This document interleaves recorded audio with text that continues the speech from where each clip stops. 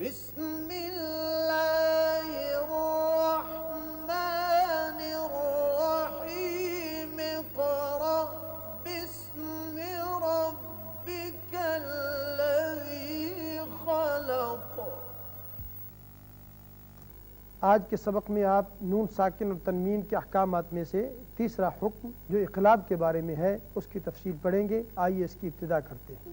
بسم اللہ الرحمن الرحیم۔ بسم اللہ الرحمن الرحیم۔ یاد رکھیں کہ جب بھی نون ساکن یا تنوین کے بعد حرف با آ جائے تو وہاں جو قاعدہ اختیار کیا جاتا ہے اس قاعدے کا نام ہے اقلاب۔ کیا نام ہے؟ اقلاب، اقلاب اقلاب، یا ابدال، ابدال۔ دونوں میں سے کوئی نام بھی آپ پکار سکتے ہیں، یعنی نون ساکن اور تنوین کے بعد اگر با آ جائے۔ اب چند ایک آپ اس کی مثالیں سن لیں۔ نون ساکن کی مثال ایک کلمے میں، جیسے یہ نون ساکن ہے بعد میں با آ رہا ہے، تو اس کو جب ہم پڑھیں گے تو اس اقلاب یعنی ابدال کی وجہ سے یہاں غنّے کسی آواز پیدا ہوگی اور وہی ایک الف کے برابر یعنی دو حرکات کے برابر آواز ناک کے بانسے میں ٹھہرے گی۔ انبئونی،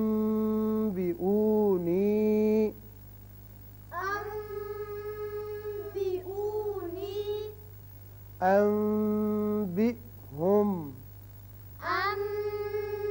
انبئہم۔ یہاں دیکھیے پڑھنے کے لیے آسانی کے لیے یہاں ایک چھوٹا سا میم تحریراً کر دیا جاتا ہے کہ یہاں نون ساکن با کی وجہ سے یہاں میم کسی آواز پیدا ہوگی غنّے کی۔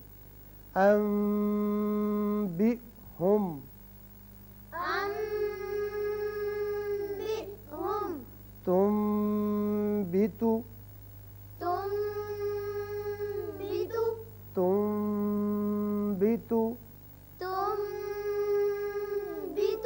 انبأہم، انبأہم،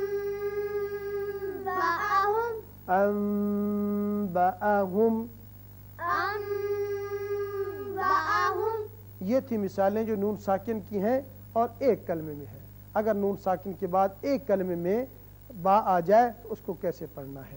اور دوسرا ہے نون کی مثالیں نون ساکن کی دو کلموں میں کہ اگر ایک کلمے میں نون ساکن ہو دوسرے کلمے میں با آ جائے تو وہاں بھی اقلاب ہوگا اور اس کو یوں پڑھیں گے انبورکا، انبورکا، انبورکا، انبورکا۔ من بعد، من بعد، من بعد، من بعد۔ كمن باء، كمن باء۔ لیکن اقلاب ایک الف کے برابر ہو، زیادہ لمبا نہ ہو۔ كمن باء، كمن باء۔ يؤمن بالله، يؤمن بالله۔ یہ تھی مثالیں نون ساکن کی دو کلموں میں۔ اب تنوین کی مثالیں دو کلموں میں لے لیں کہ جب تنوین کے بعد ہمیشہ پہلے بھی آپ پڑھ چکے ہیں کہ تنوین کی مثالیں دو کلموں میں آتی ہیں نون ساکن تنوین کے قواعد میں۔ یہاں علیم ہے بعد میں با آ رہا ہے تو یہاں بھی اقلاب ہوگا۔ علیم بذات الصدور، علیم بذات الصدور۔ علیم بالظالمین، علیم بالظالمین۔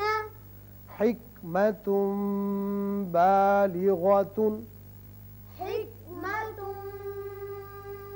بالغۃ۔ دو حرکات کے برابر اقلاب ہو۔ حکمت بالغۃ، حکمت بالغۃ۔ ابدا بما، ابدا بما، ابدا بما، أبدا بما كافر به كافر به كافر به كافر به عزیز بچوں، یہاں آپ نے اقراب کا قاعدہ سمجھ لیا کہ جب بھی نون ساکن یا تنوین کے بعد حرف با آ جائے تو وہاں اقلاب کی وجہ سے ایک الف کے برابر آواز ناک کے بانسے میں ٹھہرتی ہے۔ اب آئیے ایک چھوٹا سا قاعدہ آپ اور سمجھ لیں جو ان اقسام میں سے تو نہیں علیحدہ بلکہ ایک قاعدہ ہے، وہ ہے اظہار مطلق۔ إظهار مطلق اظہار مطلق، إظهار مطلق پہلے آپ اظہار حلقی پڑھ چکے، اس کے بعد ادغام پڑھا اور تیسرا قاعدہ اقلاب پڑھا۔ یہ علیحدہ قاعدہ ہے کہ نون ساکن کے بعد ایک کلمے میں، جیسے کہ آپ پڑھ چکے ہیں کہ جب بھی ادغام ہوتا ہے نون ساکن کے بعد یا تنوین کے بعد تو ہمیشہ دو کلموں میں ہوتا ہے، لیکن یہاں آپ دیکھ رہے ہیں کہ یہ چاروں الفاظ ایک ہی کلمہ ہے اور یہاں چاروں میں نون ساکن بھی ہے، یا بھی ہے، واو بھی ہے۔ یہاں یاد رکھیے کہ نون کا اظہار ہوگا، اسی قاعدے کا نام اظہار مطلق ہے۔ جب اس کو پڑھیں گے الدنیا نہیں کریں گے بلکہ پڑھیں گے الدنیا الدنيا الدنیا، الدنيا نون کا اظہار ہوگا۔ ایک تو وہ بات مانے ہے کہ چونکہ یہ دو کلموں میں نہیں لہذا یہاں ادغام نہیں ہوگا، اظہار ہوگا، اور دوسرے اگر دنیا پڑھیں تو اس لفظ کی خوبصورتی اور حسن بھی باقی نہیں رہتا، لہذا یہاں نون پر اظہار ہوگا۔ اور قرآن پاک میں، پورے قرآن میں صرف 4 الفاظ ہیں یہ چاروں جہاں کے اظہار مطلق ہوتا ہے، ادغام نہیں ہوتا۔ الدنیا، الدنيا بنیان، بنيان بنیان، بنيان قنوان، قنوان قنوان، قنوان صنوان، صنوان صنوان۔ صنوان یہ چاروں الفاظ آپ ذہن نشین رکھیے کہ قرآن پاک میں جہاں بھی یہ چاروں آئیں گے وہاں نون پر اظہار ہوگا، اس قاعدے کا نام اظہار مطلق ہے۔ اور نون ساکن کے بعد 2 کلموں میں 2 جگہ پہ قرآن پاک میں آتا ہے، لیکن یہاں بھی ادغام نہیں ہوتا بلکہ اظہار ہوتا ہے۔ یاسین والقرآن الحکیم، ياسين والقرآن الحكيم حکیم، حكيم نون والقلم، نون والقلم یہاں دونوں جگہ پر آپ نے اظہار کیا، نون کا یہاں بھی اور یہاں بھی۔